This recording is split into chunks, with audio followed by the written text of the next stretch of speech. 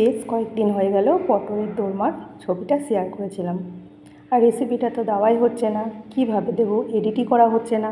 Edit করা হচ্ছে তো ভয়েস দেওয়া হচ্ছে না, চারিদিকে এত আওয়াজ। যাই হোক, আজ একদম সেরে ফেলেছি কাজটা। আজকে তোমাদের জন্য নতুন একটা ভিডিও নিয়ে চলে এসেছি। নমস্কার বন্ধুরা, শ্রী কিচেন থেকে আজকে রেসিপি পটলের দোরমা। চলুন তাহলে দেখে নেওয়া যাক কীভাবে বানিয়েছি। খুব সহজ আর নিজের মতো করে বানিয়েছি, একটু দেখে নেন কেমন লাগলো। তো প্রথমেই পটলগুলোকে ওপরটা ভালো করে, পটলের যে সবুজ অংশ সেটা চেঁচে নিয়ে ভিতরের বীজগুলো বের করে নিয়েছি, দিয়ে লবণ হলুদ মাখিয়ে কিছুক্ষণের জন্য রেখে দিয়েছি। আর এদিকে পটলের পুরের জন্য প্রথমে কড়াইয়ে সর্ষের তেল গরম করে তার মধ্যে গোটা জিরে ফোড়ন দিয়ে কিছুটা গ্রেট করে রাখা পনির হালকা করে ভেজে নিয়ে এদিকে একটা পেস্ট বানিয়ে রেখেছিলাম, আদা, দুটো সেদ্ধ করা আলু, একটা পটল, কাঁচা লঙ্কা দিয়ে ওটা দিয়ে ভালো করে নাড়াচাড়া করে নিতে হবে। আর পরিমাণ মতো লবণ দিয়ে কিছুক্ষণ নাড়াচাড়া করলেই শুকনো শুকনো যেই হয়ে যাবে সেই নামিয়ে নিতে হবে। আর এদিকে গ্রেভির জন্য বানিয়েছি কাজু, কাঁচা লঙ্কার পেস্ট আর একটা আদা, টমেটো, কাঁচা লঙ্কার পেস্ট। আর কিছুই না, এবার খুব সহজ।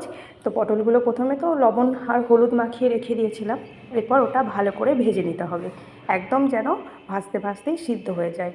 আমি কিন্তু এখানে খুব কম পরিমাণ তেল দিয়েই ভেজেছি, ঢাকা দিয়ে দিয়ে ভাজলে পটলগুলো কিন্তু ভাজা হয়ে যাবে। এই দেখুন পটলগুলো ভাজা হয়ে গেছে।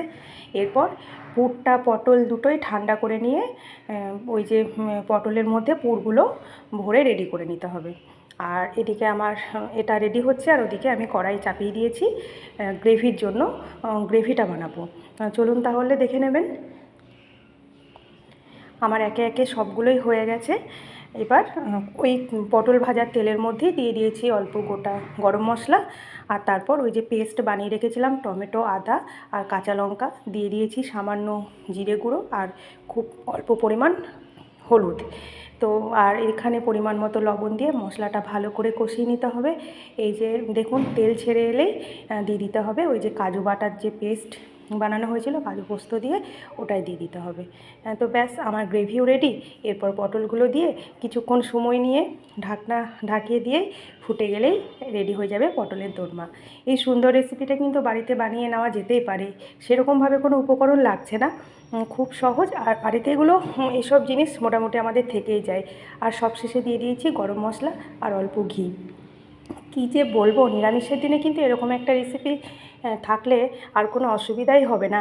যাই হোক, ভিডিওটা আপনাদের কেমন লাগলো অবশ্যই জানাবেন, আর ভালো লাগলে একটা লাইক কমেন্ট করে দিয়ে যাবেন। সবাইকে অনেক অনেক ধন্যবাদ রইল ভিডিওটি দেখার জন্য। সবাই ভালো থাকবেন আর এভাবেই পাশে থাকবেন।